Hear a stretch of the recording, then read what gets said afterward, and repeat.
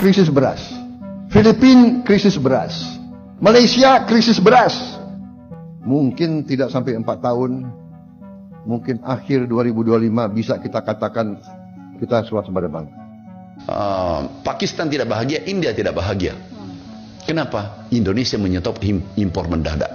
Tanya dan kekaguman perubahan khasnya teknologi pertanian di Indonesia. Bayangkan sebuah momen yang mengguncang pasar pangan dunia. Setelah bertahun-tahun dikenal sebagai salah satu negara pengimpor beras terbesar, Indonesia tiba-tiba memutuskan untuk berhenti impor. Keputusan yang sederhana, tapi efeknya bukan main. Dalam hitungan bulan, permintaan global berubah drastis. Negara-negara pengekspor beras seperti Thailand, India, Vietnam, hingga Malaysia mendadak kelimpungan. Biasanya, sebagian produksi mereka sudah aman karena Indonesia selalu jadi tujuan utama. Tapi kini, gudang-gudang penuh. Kapal-kapal yang biasanya berlayar ke tanah air harus putar haluan. Alhasil, harga beras dunia anjlok tajam karena stok melimpah sementara pembeli berkurang. Di sisi lain, banyak analis mulai bertanya, apa yang sebenarnya terjadi? Mengapa Indonesia bisa setegas ini? Ternyata, selama beberapa tahun terakhir, muncul banyak sorotan internasional tentang bagaimana Indonesia sering dijadikan sasaran empuk permainan harga oleh mafia pangan global. Fluktuasi harga, tekanan distribusi, dan ketergantungan impor menjadi celah yang dimanfaatkan pihak-pihak tertentu di pasar internasional. Tapi kali ini, narasi berubah. Indonesia mulai memperkuat produksi dalam negeri, meningkatkan kualitas pertanian, memperbaiki distribusi, serta mendorong petani untuk lebih mandiri dan berdaya. Keputusan berhenti impor bukan hanya soal ekonomi, tapi juga soal kedaulatan pangan. Di level global, langkah Indonesia ini dipandang sebagai wake-up call.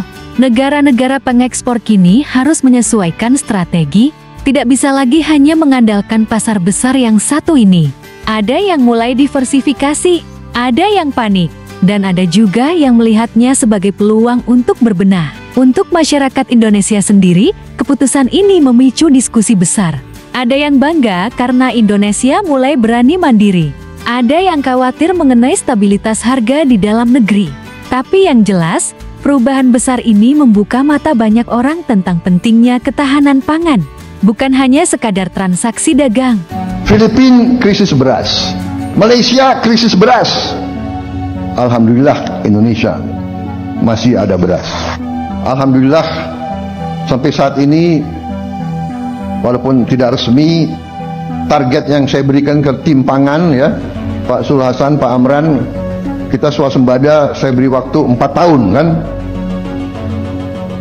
Ternyata alhamdulillah sangat besar kemungkinan insya Allah mungkin tidak sampai 4 tahun, mungkin akhir 2025 bisa kita katakan kita swasembada pangan. Yang tidak pragmatis sekarang, negara saja pragmatis, tidak ada ingin negara tetangga dan seluruh dunia Indonesia swasembada. Kenapa? Ini adalah pasarnya. Pragmatis kan? Benar nggak? Sekarang tidak impor. Tuh Indonesia mengubah peta pangan dunia. Tuh harga turun dari $650 per ton turun serendah-rendahnya, titik nadi terendah 300. Ini harga beras dunia turun. Tidak bahagia kan? Thailand tidak bahagia, Vietnam tidak bahagia, Kamboja tidak bahagia, Pakistan tidak bahagia, India tidak bahagia. Kenapa? Indonesia menyetop impor mendadak. Dan presiden kita bangga, aku dampingi beliau. Kamboja ketemu, kemudian Thailand, Vietnam, bisa nggak? Dikit saja, dia minta, aku dengar langsung 250.000 ton. Aku ditanya Bapak Presiden, Pak Mentan, kasihan tuh, dia mau minta-minta. Setelah bergeser Pak Presiden izin, 1 liter pun itu kehormatan bangsa. 1 liter saja masuk, itu terganggu secara politik di Indonesia. Aku bukan orang politik. Langsung dia bilang, kalau begitu kamu jangan hadir ya kalau pertemuan. Oh iya siap Pak. Aku menghindar. Sekarang tidak impor. Satu-satu kita selesaikan. Kami sangat yakin Bapak Presiden bukan karena kami menterinya, Tapi ilasnya aku masih berguru sama beliau. Ilasnya aku masih berguru beliau. Aku nggak usah ungkap, tetapi ilasnya untuk merah putih aku berguru dengan beliau. Dan saya sudah siap lahir batin. Tidak aku biarkan koruptor di kementerian, tidak aku biarkan mafia berkeliaran di sektor pangan. Aku dapat, aku beresin. Itu nggak ada. Indonesia bikin geger dunia. Thailand, Vietnam, dan India ketar-ketir karena Indonesia stop impor beras. Menteri Pertanian Amran Sulaiman bilang, Indonesia tak akan impor beras konsumsi tahun ini karena stok kita mendekati 2 juta ton. Dampaknya, Indonesia mengubah peta pangan global. Harga beras dunia langsung anjlok dari $650 menjadi $300 per ton, turun drastis hingga 42%. Menteri Pertanian Andi Amran Sulaiman menolak permintaan pemerintah Malaysia untuk mengimpor beras dari Indonesia. Amran mengatakan permintaan itu disampaikan Menteri Pertanian dan Keterjaminan Makanan Malaysia yang terhormat Datuk Seri Haji Muhammad bin Sabit. Amran mengatakan belum bisa mengabulkan permohonan tersebut karena Indonesia akan menjaga stok di dalam negeri terlebih dahulu. Saat ini kita surplus di saat negara sahabat, negara tetangga Malaysia, Filipina dan Jepang kesulitan pangan. Itu kebanggaan kita. Itu kenapa, Pak? 3.000 per kilo penyebabnya apa ya Pak di Malaysia? Bukan, itu di Jepang itu produktivitas. Baru saja kami ketemu Menteri Pertanian Malaysia. Itu produktivitas karena ada climate change, perubahan iklim. Kemudian kita mengantisipasi kemarin perubahan iklim itu dengan langkah cepat, yaitu pompanisasi. Nah, ini mungkin yang tidak dilakukan, sehingga mereka belajar ke Indonesia, minta belajar. Saya katakan kita terbuka, minta belajar tentang benih, tentang water management, tentang sumur dangkal, sumur dalam, irigasi pompa, irpom. Kita kenal, mereka akan kirim timnya belajar di Indonesia. Kenapa sampai sekarang beras putih tempatan hampir tidak ada di pasaran? Saya pergi ke Giant hypermarket setapak. Saya cek. Dia kata memang tak ada, beras tempatan ni tak ada. Saya tanya berapa lama dah. Dia kata dah sudah hampir sudah setahun. Tak ada.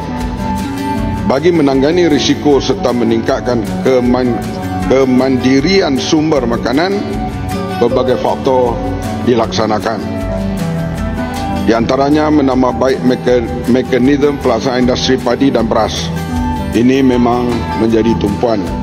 Saya sendiri kalau lawatan keluar daripada pejabat, hampir separuh saya tumpu kepada padi tempat. Sebab ini masalah makanan ruji negara yang perlu kita kerjasama dengan kerajaan federal, kerajaan negeri untuk kita meningkatkan pengeluaran beras.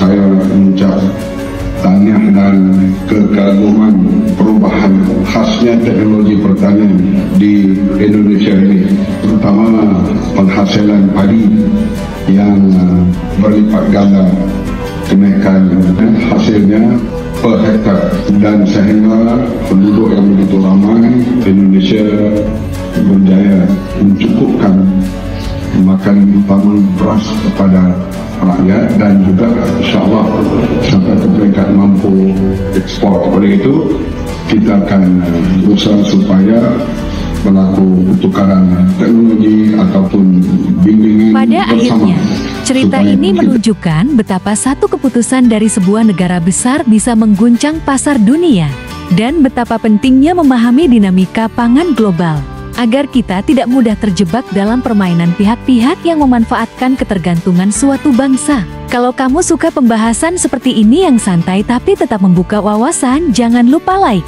komen, dan tentu saja subscribe. Sampai ketemu di video berikutnya.